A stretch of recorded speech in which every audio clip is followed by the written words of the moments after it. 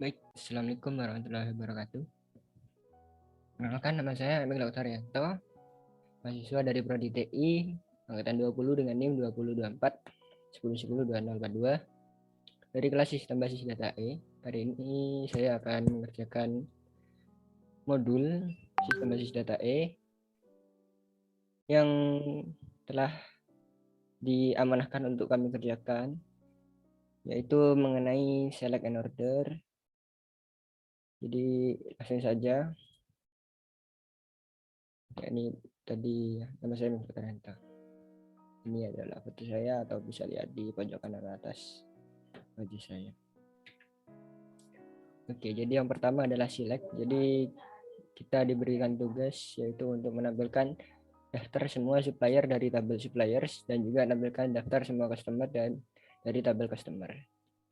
Oke, jadi untuk yang pertama itu kita pakai select bintang from suppliers. Suppliers ini adalah nama tabel suppliersnya itu. Jadi itu sama dengan memilih semua dari tabel suppliers. Jadi kolom dari tabel suppliers akan ditampilkan semua.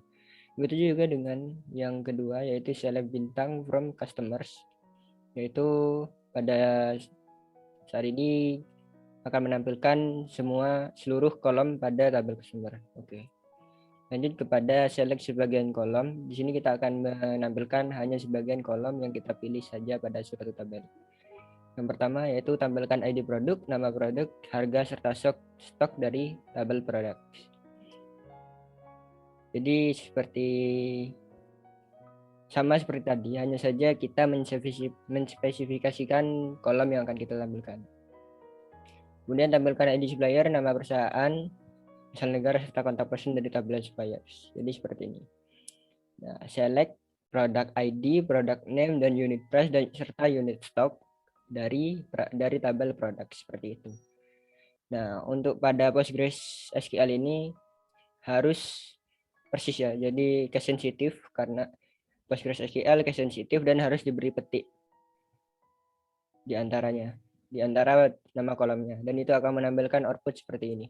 Ada product ID, product name, unit price, serta unit stock. Kemudian untuk yang kedua yaitu sama seperti yang tadi, hanya saja beda tabel dan juga beda kolom yang dipilih. Seperti itu.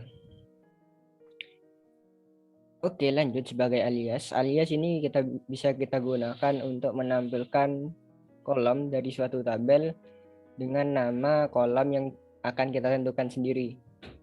Nah, tugasnya itu yang pertama itu tampilkan ID produk, nama produk, harga serta stok semua barang dagangan dengan nama kolom, ID produk sesuai dengan nama kolom, kemudian sesuai dengan nama kolom asli, kemudian harga, kemudian stok barang dari tabel produk. Sama dengan yang di bawah itu kita pakai tabel suppliers, yaitu ID supplier itu sesuai dengan nama kolom asli, kemudian nama perusahaan sebagai nama perusahaan, asal negara sesuai dengan kolom asli, kemudian kontak person asal negara sesuai dengan nomor asli, kemudian kontak person itu dengan ini, kontak person dari tabel suppliers. Nah, ini untuk yang dari suppliers ya, yang pertama ya. Jadi yang stok barang, harga, dan juga ID produk serta seperti itu. Jadi yang ditampilkan seperti ini. Supplier ID, kemudian company name sebagai nama perusahaan. Kemudian country, asal, di situ asal. Nah, ini salah tempatnya. Jadi ini untuk yang kedua dan ini untuk yang pertama. Seperti itu. Jadi bisa dilihat yang awalnya ini produk ID, nama aslinya itu produk ID, kemudian kita aliaskan sebagai ID produk, maka di sini akan tampil sebagai ID produk.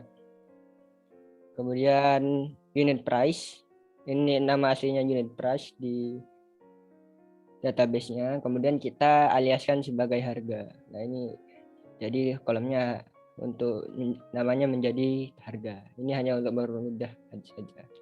Seperti itu. Kemudian penggabungan kolom. Nah, penggabungan kolom ini berfungsi untuk menggabungkan dua kolom menjadi satu. Caranya macam-macam, bisa dengan garis tegak lurus atau bisa dengan concat. Ada yang namanya sintaks concat. Jadi yang pertama akan saya tunjukkan yang menggunakan garis tegak seperti ini. Jadi maksud garis tegak di sini itu adalah untuk menggabungkan dengan kolom apa dengan kolom apa. Kemudian yang di antara garis tegak itu, yang ini adalah sebagai penghubungnya.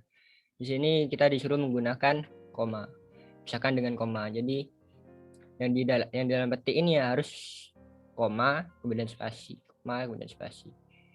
Nah, itu dialihkan sebagai alamat. Seperti itu. Ini bisa dilihat di sini di alamat. Ini berasal dari gabungan dari kolom address, kolom city, dan juga kolom country. Ini 49 Gilbert ST, ini adalah address, London adalah city, dan UK adalah country. Kemudian juga bisa dengan concat seperti ini. Select concat. Concat itu menurut saya lebih simpel karena tidak perlu mencari garis tegak lurus dan mengetik banyak-banyak garis tegak lurus, lebih mudah dan lebih simpel seperti ini. Sama hasilnya. Kemudian tanda petik ini sama untuk memisahkan dengan apa itu nanti kedua kolom digabungkan atau dua atau lebih kolom itu digabungkan dan dipisahkan dengan apa. Seperti itu. Ya, ini bisa dilihat. Ini dipisahkan dengan spasi dan ini dipisahkan dengan koma serta spasi. Seperti itu. Oke, lanjut ke kolom bertipe tanggal. Jadi di PostgreSQL atau di SQL kita memiliki kolom yang bertipe tanggal. Nah, dalam kolom yang bertipe tanggal ini kita bisa memanipulasi. Seperti apa bentuknya? Bisa tanggal dulu, kemudian bulan, kemudian tahun, atau bulan, baru tanggal, kemudian tahun. Dan juga jumlah digitnya bisa diatur juga, bisa misal tahun itu bisa 2 digit atau 3 atau 4 digit. Kemudian bisa juga kita menggunakan angka atau bisa menggunakan kata seperti misalnya Kamis atau misal tanggalnya yang disebutkan, misal 17 atau pada hari itu bertepatan pada hari Kamis, itu bisa dipilih. Atau misal bulannya juga, misal bulan 9. Ternyata bulan 9 adalah September ya. September. Itu bisa milih antara September atau menampilkan tanggal bulan 9 saja seperti itu. Nah, jadi yang pertama itu memodifikasi kode E dan tanggal, formatnya diubah jadi bulan dengan angka, kemudian hari dengan angka, kemudian tahun dengan angka 4 digit. Nah, di sini bisa kelihatan. Caranya untuk menampilkan bulan dengan angka itu adalah dengan nulis MM. MM ini berarti mon dan itu berarti 2 digit. Kemudian tanggal dengan angka itu berarti dengan DD, itu berarti day, berarti tanggalnya diisi dengan 2 digit.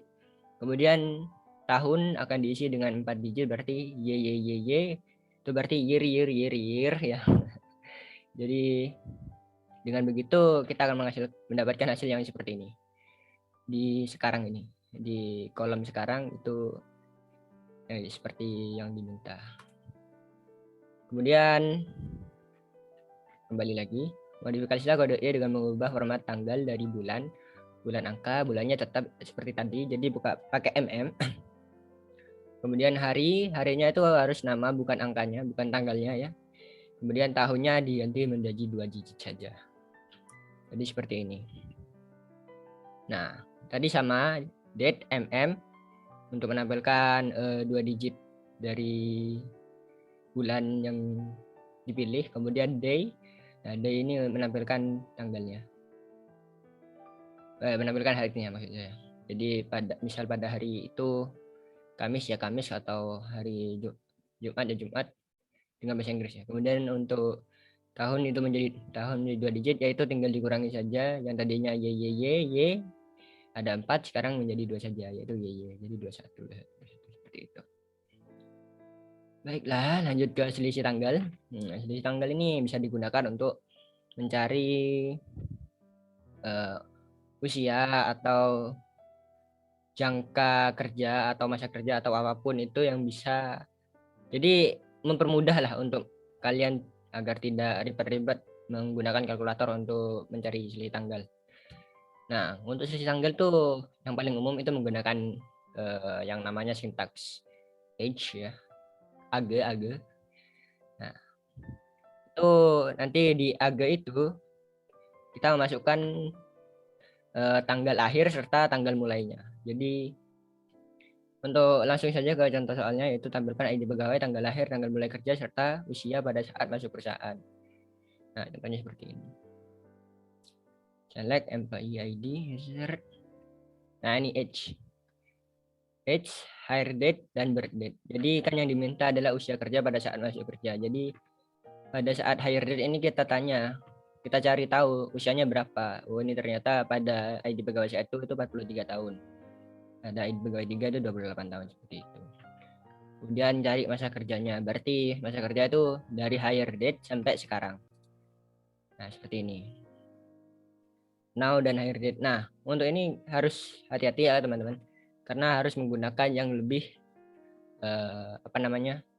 yang lebih terbaru daripada yang lama untuk mencari jangka-jangka seperti itu. Kalau misal yang lama dulu baru yang baru, itu nanti hasilnya akan negatif seperti itu. Nah, kita bisa lihat di masa kerja ini ID pegawai 1 itu 29 tahun 5 hari. Kemudian ID pegawai 4 itu 28 tahun 3 hari. Ya, seperti itulah. Kemudian perhitungan antar kolom pada, ini kelihatan atau tidak ya? Pada satu baris. Jadi perhitungan antar kolom pada satu baris itu bisa sama saja seperti yang namanya operation dalam suatu bahasa pemrograman. Contohnya seperti kali. Nah, ini kali kita menggunakan bintang juga, sama seperti untuk memilih semua, select all itu pakai bintang juga. Nah, ini kali juga pakai bintang. Jadi harus tahu kapan menggunakan bintang untuk memilih semua, kapan menggunakan bintang untuk operation. Nah, tampilkan nilai order ID, quantity price, serta nilai quantity dikali unit price dari tabel order details. Seperti ini. Kemudian untuk yang kedua yaitu tampilkan ID produk, harga per unit, jumlah yang sedang dipesan, units on order, serta nilai barang yang sedang dipesan dari tabel produk. Itu seperti ini. Produk ID, unit price, dan units order. Nah, ini dikali. Jadi unit price dan units on order dijadikan sebagai nilai order. Nah, jadi langsung saja untuk menghemat waktu. Kemudian order by. Jadi order by ini fungsinya untuk mengurutkan, bisa ascending atau descending. Ascending itu berarti urut dari atas sampai ke bawah, atau descending itu dari bawah sampai ke atas.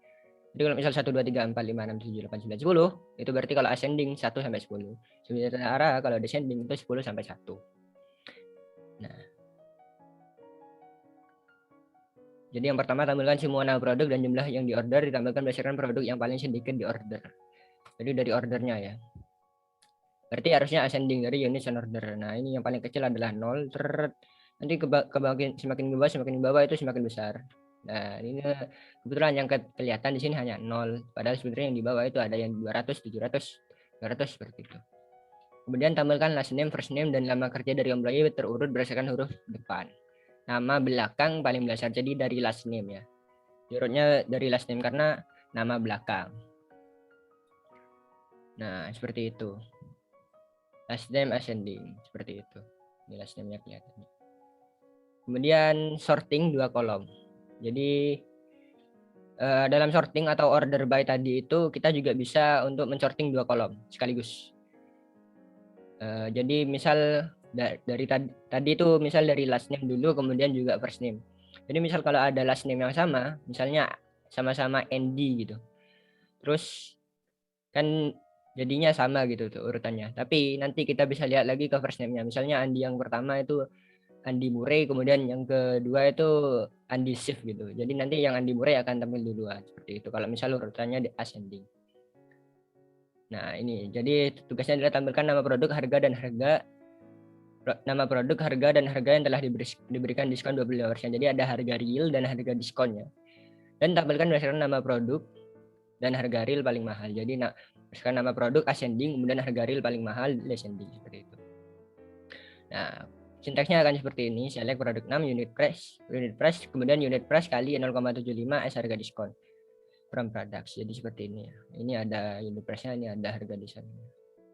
Nah, ini diurutkan secara ascending karena tidak ada yang sama. Jadi kelihatannya semua ini bakal urut sebagai dari produk namanya. Jadi Alice, Anis, Boton sesuai dengan alfabet ya, sesuai dengan besar kecilnya ASCII-nya seperti itu. Oke, jadi kurang lebih dari saya seperti itu. Terima kasih banyak telah memperhatikan dengan sesama. Sampai jumpa di tugas lain kali. Assalamualaikum warahmatullahi wabarakatuh. Selamat malam, selamat beristirahat.